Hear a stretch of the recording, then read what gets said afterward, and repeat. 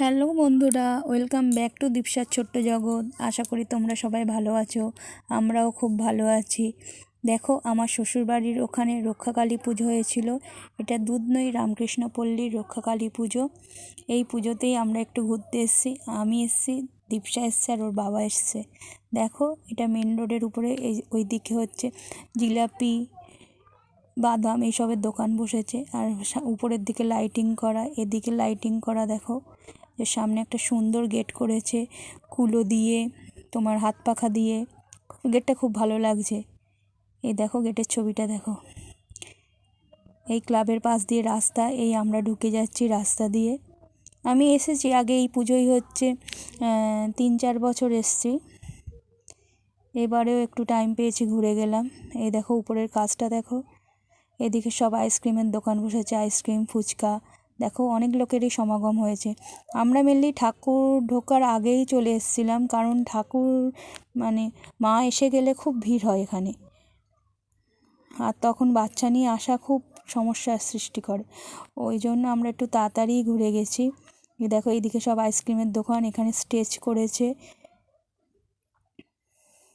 স্টেজে বিভিন্ন অ্যানাউন্স হচ্ছে। মা এসে গেলে তখন আর এইসব যে এই লোকজনের যাওয়ার যে জায়গা দেখছো, এইগুলো সব ভরে যায়। এই দেখো, এই মন্দির, এখানে বিভিন্ন রকম ঠাকুরই আছে। দেখো, মন্দিরটা দেখো, খুব সুন্দর।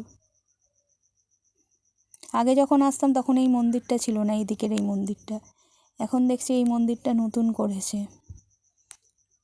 এটা বাবা ভোলেনাথ। দেখো দেখো, চারদিকটা প্যান্ডেল করেছে খুব সুন্দর, উপরটা খুব সুন্দর সাজিয়েছে, লাইটিং করেছে। আমি ঘুরে এলাম, ভাবলাম তোমাদেরও একটু ঘুরিয়ে নিয়ে যাই। তোমাদের তো আর সাথে নিয়ে আসতে পারবো না, ওই জন্য একটা ব্লগ বানাবো ভাবলাম। আর যেই ভাবনা সেই বানিয়ে ফেলা।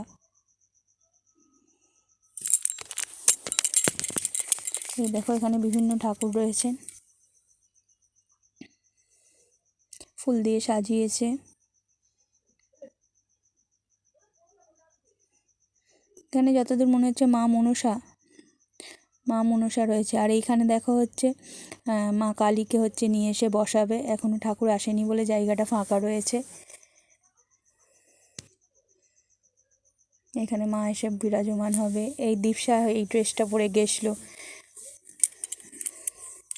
এবার যেখানেই পুজো হয়, এখন তো মেলা হয় জানোই, এই চারদিকে মেলা বসিয়েছে। মেলারও একটু ভিডিও করে নিলাম।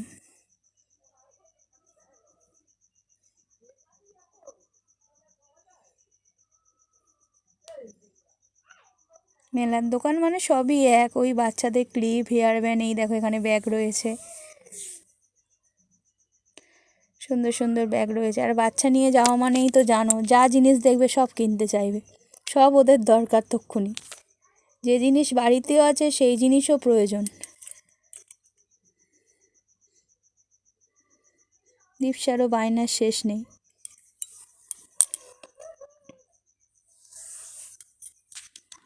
দেখো, আস্তে আস্তে এগিয়ে যাচ্ছি। আর মেলা মানে খাবার দোকান তো থাকবেই। এই এগরোল ভাজছে, এদিকে ঘুগনি।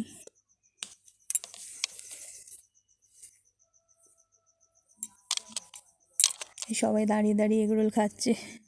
এদিকে দেখো পরপর ফুচকার দোকান, এদিকে বিভিন্ন কানের দুল শাড়ি দিয়ে রয়েছে।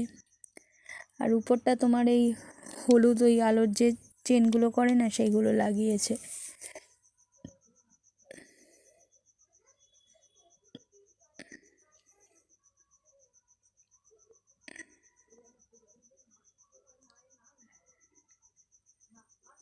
এখন দোকান দেখতে দেখতে আস্তে আস্তে এগিয়ে যাচ্ছি।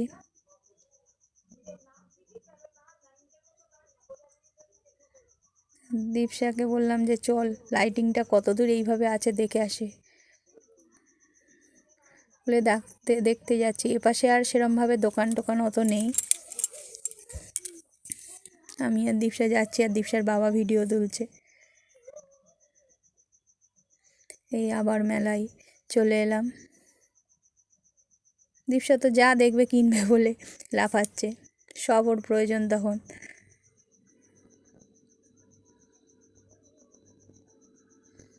দেখো এই টেডিগুলো কিনবে বলে তো সে নাছোড়বান্দা, আসবেই না কিছুতেই।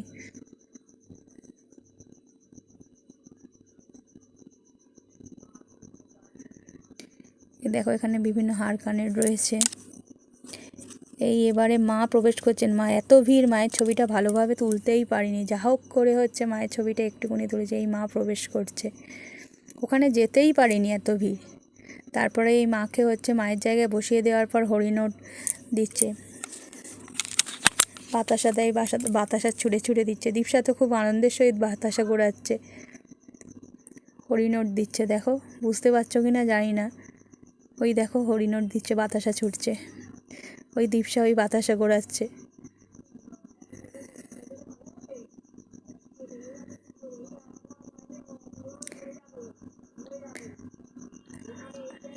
দেখো এরপর এবার খাওয়ার পালা। দীপশা আর ওর বাবা খাচ্ছে, আইসক্রিম খাচ্ছে। আশা করি ভিডিওটা তোমাদের ভালো লেগেছে। যদি ভালো লেগে থাকে অবশ্যই কমেন্ট করো, লাইক করো, শেয়ার করো, সাবস্ক্রাইব করো চ্যানেলটাকে। Thank you so much.